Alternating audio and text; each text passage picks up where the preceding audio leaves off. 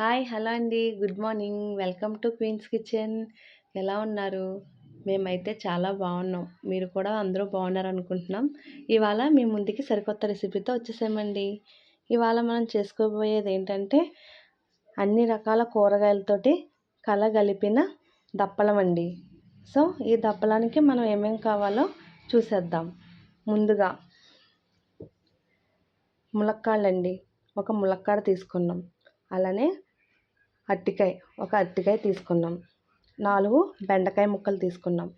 అలాగే 2 టమాటాలు. తర్వాత కీరా దోసకాయ అండి. మా ఇంట్లో ఆనపకాయ లేదు కాబట్టి మేము కీరా దోసకాయ అయితే ఆ ప్లేస్లో రీప్లేస్ చేసాము.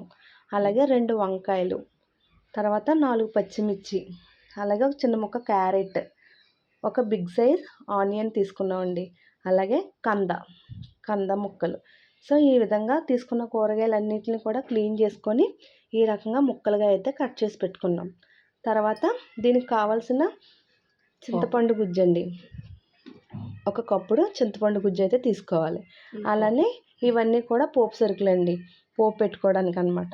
1 స్పూను పచ్చిశనగపప్పు, 1 స్పూను మినప్పప్పు, కొంచెం ఆవాలు, మెంతులు, అలానే కొంచెం జీలకర్ర, గుప్పెడు 4-5 ఎల్లుల్లిపాయ రొమ్మలు, కొంచెం బెల్లం తురుము, గుప్పుడు కరివేపాకు, అలానే గుప్పుడు కొత్తిమీర. సో ఇవన్నీ పదార్థాలను యూజ్ చేసుకొని మనం ఇప్పుడే ప్రాసెస్లోకి వెళ్ళిపోవచ్చు. ముందుగా మనం స్టవ్ వెలిగించుకొని ఇలాగా కుక్కర్ అయితే పెట్టుకున్నామండి. సో ఇందులో 2 గ్లాసుల దాకా వాటర్ అయితే యాడ్ చేసాము. సో ఈ వాటర్లో కొంచెం పసుపు అనేది వేస్తున్నాం. సో ఇప్పుడు ఇందులో మనం కొంచెం కారం కూడా యాడ్ చేయబోతున్నాం. ఈ విధంగా కొంచెం కారం కూడా వేసుకోవాలి. కొంచెం సాల్ట్ కూడా యాడ్ చేయాలి. ఏవైతే మనం కూరగాయ ముక్కలు కట్ చేసి పెట్టుకున్నామో ఇవన్నీ కూడా అందులో వేసేసుకొని బాయిల్ లాగా జస్ట్ ఒక పొంగు వచ్చేలాగా ఇవన్నిటిని కూడా మనం ఉడకపెట్టేసుకోవాలి. మనకి విజిల్ ఉంటే కనుక ఒక 3 విజిల్స్ వచ్చేలాగా అయితే అండి. కంద ఉంది కాబట్టి ఇందులో అది కూడా మెత్తగా అయిపోతుంది అనమాట. సో 3 విజిల్స్ రప్పించుకుంటే మనకి తొందరగా అయిపోతుంది ప్రాసెస్. ఈ విధంగా అన్నీ వేసిన తర్వాత మనం అలా మిక్స్ చేసుకొని కంటైనర్తో క్లోజ్ చేస్తాం. 1 విజిల్ తర్వాత మనం కుక్కర్ని ఓపెన్ చేసి చూసినట్టయితే మనకి ఈ విధంగా పీసెస్ అయితే ఉడికిపోయినాయండి. సో కంద ముక్క కానీ అవన్నీ కూడా ఉడికిపోయాయి. నెక్స్ట్ మనం ఏం చేసుకోవాలంటే ఏదైతే చింతపండు గుజ్జు తీసి రెడీగా పెట్టుకున్నామో దాన్ని కూడా ఈ పీసెస్లోని ఇలా యాడ్ చేసేయాలన్నమాట. సో ఈ విధంగా చింతపండు గుజ్జును కూడా మనం వేసేసుకోవాలి. వేసుకున్న తర్వాత ఒకసారి మనం ఈ అన్ని పీసెస్కి ఆ చింతపండు గుజ్జు వెళ్ళేలాగా ఇలా కలిపి పెట్టుకోవాలి. ఒకసారి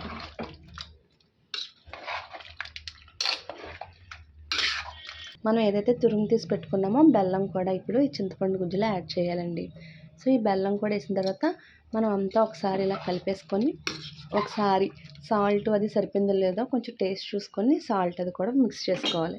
అలానే ఈ పులుసు మనం కొంచెం చిక్కగా పడడం కోసం జస్ట్ 1 స్పూన్ బియ్యం పిండిని ఇలా గిన్నెలోకి తీసుకొని వాటర్ వేసుకొని ఈ విధంగా అయితే మిక్స్ చేసుకోవాలన్నమాట. ఇప్పుడైతే పులుసు ఇంకా దించేసుకుంటాం అనగా అప్పుడు ఈ కలిపి పెట్టుకున్న బియ్యం పిండిది ఈ జ్యూస్ లాంటిది మనం అందులో యాడ్ చేసేసుకుంటాం అన్నమాట. బెల్లం తురుము వేసుకున్న ఒక 5 మినిట్స్ తర్వాత మనకి పులుసు ఇలా అయితే కొంచెం చిక్కగా అవుతుంది కదండి. అప్పుడే మనం ఏదైతే తీసుకొని పెట్టుకున్నామో బియ్యం పిండిది నీళ్ళు కలుపుకొని పెట్టుకున్న ఉంది కదండి, ఈ మిశ్రమాన్ని కూడా ఇందులో వేసేసి మిక్స్ చేసేసుకోవాలి. సో అప్పుడు మనకి పులుసు అనేది ఇంకొంచెం డార్క్గా తయారవుతుంది చిక్కగా. సో ఈ విధంగా వేసుకున్న తర్వాత ఒకసారి కలిపేసుకొని పోపు పెట్టేసుకుంటే సరిపోద్దండి. ఇప్పుడు ఇలా చిక్కగా అయిపోయింది కదండి. ఇప్పుడు మనం దీనికి పోపు ఏదైతే సిద్ధం చేసి పెట్టుకున్నామో పోపు పెట్టేసుకోవచ్చు. సో పులుసుని అయితే మనం ఇలాగా దించేసుకొని పక్కన పెట్టేసుకున్నామండి. ఇప్పుడు పోపు కోసం స్టవ్ వెలిగించుకొని బాండీ పెట్టుకున్నాం. అందులో కొంచెం ఆయిల్ వేసుకున్నాం. ఈ పోపు పెట్టే ముందు కంటే మేము ఈ పులుసులో నంచుకోవడం కోసం మజ్జిగలో మిరపకాయలు అయితే వేపుకుంటున్నామండి. సో ఈ మజ్జిగలో మిరపకాయలు చూసారా, వేపుకుంటే కూడా చాలా టేస్టీగా ఉంటాయి అన్నమాట. ఇవి చిన్న కాయలు మాత్రమే మజ్జిగలో వేసుకుంటే బాగుంటాయండి. దీనికంటే పెద్ద కాయలు ఏదైతే లావుగా ఉంటే అవి వేసుకున్నట్టయితే అవి వేపుకోవడానికి కుదరవు. వేపుకున్న అవి తొక్కల్లాగా ఎలాడిపోతూ ఉంటాయన్నమాట. సో ఇవైతే మనకి లోపల గింజ అలా స్టిఫ్గానే ఉంటూ వేపుకోవడానికి కూడా మనకి ఈజీగా ఉంటుంది. ఎంత చిన్న కళాయి పెట్టుకొని వేపుకున్నా సరే సరిపడా నూనె వేసుకొని ఇవైతే చాలా బాగా వస్తాయి. అలానే స్పైసీనెస్ కూడా బాగుంటుంది అనమాట చిన్న కాయలు సన్నగా ఉన్నట్టయితే. సో ముందుగా మనం ఇవి వేపుకొని తీసేసుకుందాం. సో నూనె అయితే కొంచెం హీట్ అయిందండి. హీట్ అయిన తర్వాత ముందుగా మనం ఈ మజ్జిగలో మిరపకాయలు ఈ విధంగా వేపుకొని ముందు పక్కన పెట్టేసుకోవాలి. సో చూసారా చక్కగా ఈ సైజు కాయలు అయితే మనకి వేపుకోవడానికి బాగుంటాయి. అలానే టేస్ట్ కూడా స్పైసీనెస్ అది కూడా బాగుంటుంది అనమాట. ఈ విధంగా వేపుకున్నవి మనకి సాంబార్లో కానీ పప్పులో కానీ పెరుగు పచ్చళ్ళలోకి కానీ ఇలాంటి వాటికి భలే కాంబినేషన్ అండి ఇది. తర్వాత మనం అదే బాణీలో ఏవైతే పోపుకి సిద్ధం పెట్టుకున్నామో ఇప్పుడు ఈ పోపు అంతా వేసేసుకుందాం. ముందుగా వెల్లుల్లిపాయలు అయితే వేసుకుంటామండి. అవి కొంచెం వేగిన తర్వాత జీలకర్ర ఆవాలు మెంతులు ఈ 3 కలిపి వేసేసుకుందాం. ఇలా వేసుకున్న తర్వాత పచ్చిశనగపప్పు మినపప్పు ఇవి కూడా వేసేసుకోవాలి. సో వీటిలన్నిటిని ఒకసారి కలుపుకోవాలి. ఇవి అయితే ఎలాగో లాస్ట్లో వేసినా సరే మనకి వేగిపోతాయి కాబట్టి మనం అవి కొంచెం వేగిన తర్వాత ఇవి వేస్తాం అన్నమాట. ఎండు మిరపకాయలు వేసేస్తున్నాం, కరివేపాకు. సో ఇవన్నీ ఒకసారి కలిపేసుకోవాలి. సో ఈ పులుసుకి ఆ పులుసుకి పోపు అనేది కమ్మంగా ఉంటుంది కాబట్టి ఇలా పులుసు పోపు పెట్టుకున్నట్టయితే కమ్మగా ఉంటుంది అనమాట మనకి. సో చూడండి కొంచెం కొత్తిమీర అయితే పోపులో వేసాము, ఇంకొంచెం అయితే డైరెక్ట్గా ఇలా పులుసులో వేసేసుకున్నాం. సో పోపు అయితే వేగుతుందండి. సో వేగిపోయిన పోపుని మనం ఈ విధంగా పులుసులోకి అయితే వేసేసుకోవాలి. ఈ విధంగా పులుసులో వేసేసుకొని ఆ పులుసుకి అంతా కూడా ఈ పోపు పట్టేలాగా మనం ఒకసారి మిక్స్ చేసుకోవాలి. సో ఇప్పుడు మన ఎమ్మి పులుసు అలానే మజ్జిగలో మిరపకాయలు రెడీ అయిపోయాయండి. ఇలా రెడీ అయిపోయిన పులుసుని మనం ఇప్పుడు సర్వింగ్ బౌల్లోకి తీసుకొని సర్వ్ చేసుకోవడమే. ఈ పులుసుని మనం ఇప్పుడు వేడివేడి అన్నంలో ఈ పులుసుతో పాటు మజ్జిగలో మిరపకాయలు నంచుకొని తిని మీకు టేస్ట్ ఎలా ఉందో చెప్తాను. మీరు కూడా ఇలా అని ఈ విధంగా ప్రిపేర్ చేసుకుంటారు. సో మన ఎమ్మి పులుసు అయితే రెడీ అయిపోయిందండి. దప్పలం అంటాం అన్నమాట దీన్ని. అన్ని కూరగాయలు కలుపుకొని పెట్టుకున్న దప్పలం అయితే రెడీ అయిపోయింది. సో చూడండి ఇందులో మనం ఏమేమైతే వేసుకున్నామో క్యారెట్ కలర్ఫుల్గా, అలానే కంద, ములక్కాడ, బెండకాయ. సో ఇవన్నీ కూడా మనకి వేసుకున్న పోపు కూడా చూసారా ఎంత అందంగా కనిపిస్తుందో, ఎండుమిర్చి ఇవన్నీ. సో ఇప్పుడు టేస్ట్ చూసి ఎలా ఉందో మీకు చెప్తాను నేను. స్మెల్ కూడా చాలా బాగా వస్తుందండి. మనం ఇందులో ఎలాంటి ఫ్లేవర్స్ యాడ్ చేయలేదు. అల్లం వెల్లుల్లిపాయ పేస్ట్ అలాంటి ఫ్లేవర్స్ ఏమి యాడ్ చేయకుండా ఇలా వెజిటేబుల్స్ అన్నిటితో కలిపి ఇలాగా కలగలిపిన పులుసు పెట్టుకున్నాం అనమాట. దీనికి ఓన్లీ కాంబినేషన్ ఈ మజ్జిగలో మిరపకాయ అనమాట. ఇంకా తినకుండానే నాకు ఏంటో స్పైసీనెస్ వచ్చినట్టుగా వచ్చేస్తుంది.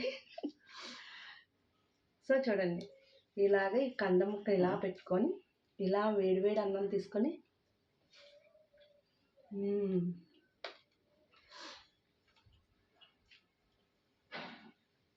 దీని కాంబినేషన్ ఇదండి. ఇదైతే చాలా బాగుంటుంది. ఈ విధంగా నచ్చుకొని తింటే కొంచెం సన్న మిరపకాయలు కాబట్టి స్పైసీనెస్ ఉందండి. కానీ ఈ పులుపుకి ఈ పులుసు ఈ టేస్ట్కి ఆ స్పైసీనెస్ చాలా టేస్టీగా ఎమ్మిగా ఉంది.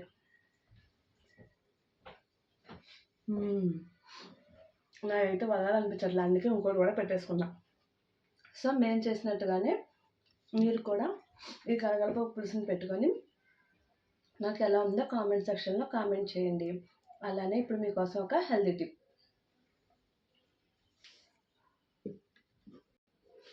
ఇప్పుడు మన ముందుకి హెల్తీ టిప్తో వచ్చేసారండి. ఇవాళ మనం చేసుకోబోయే హెల్తీ టిప్ దేనికి పనిచేస్తుందంటే ఎవరికైతే సూర్యుడికాయలు ఎక్కువగా ఉంటాయో ఫేస్ మీద కానీ నెక్ మీద కానీ ఇంకెక్కడైనా సరే వాటికి ఈ టిప్పు చాలా బాగా పనిచేస్తుందండి. ఈ రెమెడీ ఏదైతే ఉందో ఎలా చేసుకోవాలో నేను మీకు చెప్తాను. ఇది గనక చేసుకున్నట్టయితే మీకు చాలా యూజ్‌ఫుల్ అనమాట. సో, దీనికోసం మనం ఏం తీసుకుంటున్నామంటే ముగ్గండి. వాకిట్లో పెట్టుకునే ముగ్గుంటది కదా! ఆ ముగ్గండి. ఇది ముగ్గు చిటికెడు అలా తీసుకోవాలనమాట. ఇంకొకటేమో ఎక్కువ సూర్యకాయలు ఉన్నట్టయితే ఎక్కువ కలుపుకొని పెట్టుకోవచ్చు. మనకు ఒకటో రెండో ఉన్నట్టయితే చిటికెడైతే సరిపోతుంది. అది ఎంత క్వాంటిటీ అయితే తీసుకున్నామో ఇది కూడా సేమ్ క్వాంటిటీతో తీసుకోవాలండి. ఇదేంటంటే బట్టల సోడా అనమాట. చాకలోళ్ళు మనకి బట్టలు ఉతికేటప్పుడు ఈ సోడా యూజ్ చేసి దుప్పట్లు అవి ఉతుకుతారు కదండీ! ఈ సోడా అయితేనే పనిచేస్తదండి. నార్మల్‌గా తినే సోడా గానీ, బేకింగ్ సోడా ఇలాంటివి ఏమి పనిచేయవనమాట. ఓన్లీ బట్టలు ఉతికే సోడాయే పనిచేస్తుంది. సో, రెండిటిని సేమ్ క్వాంటిటీతో సమపాలనలో తీసుకొని దీంట్లో అలాగా అదే వాటర్ అదే స్పూన్ తోటి అంతే డ్రాప్స్ ఆఫ్ వాటర్ మనం తీసుకొని అది మిక్స్ అయ్యేలాగా ఇలా ఇయర్ బడ్‌తో మనం మిక్స్ చేసుకోవాలనమాట. సో, ఇలా మిక్స్ అయిపోయిన తర్వాత ఇది మనకి ఒక పేస్ట్‌లా తయారవుతుందండి. ఈ విధంగా పేస్ట్ లాగా అయితే తయారవుతుందనమాట. సో, దీన్ని ఎక్కడైతే మనకి సూర్యుడికాయ ఉంటుందో దాన్ని అలా జస్ట్ అలా డాట్ పెడితే చాలండి. ఇలా టచ్ చేస్తే చాలు. ఇలా పెట్టిన వెంటనే 1 మినిట్‌లో మనం మెత్తని క్లాత్ తీసుకొని అలా తుడిచేయాలనమాట. అలా తుడిచేసిన వెంటనే అది ఊడిపోయి వచ్చేసి అక్కడ పుండులా పడుతుంది.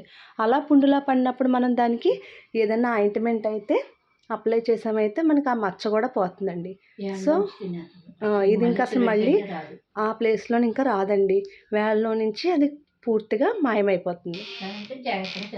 కానీ చాలా జాగ్రత్తగా ఈ టిప్ అనేది చేసుకోవాలి. దీంట్లో ఎలాంటి ఇది మిస్టేక్ చేయకూడదనమాట. ఎందుకంటే సోడా కదండీ గమ్ముని ఇబ్బంది అవుతుంది. ఈ విధంగా మీరు చేసినట్టయితే మీకు అది తగ్గిపోతుంది. సో, మా టిప్పు, మా రెసిపీ మీకు నచ్చినట్టయితే మాకు లైక్ చేయండి, షేర్ చేయండి, సబ్స్క్రైబ్ చేయండి. అలానే బెల్ ఐకాన్ కూడా టచ్ చేయండి. మళ్ళీ రేపొద్దుట మీ ముందుకు మంచి రెసిపీతో వచ్చేస్తాం. Bye bye. Have a good day. Love you.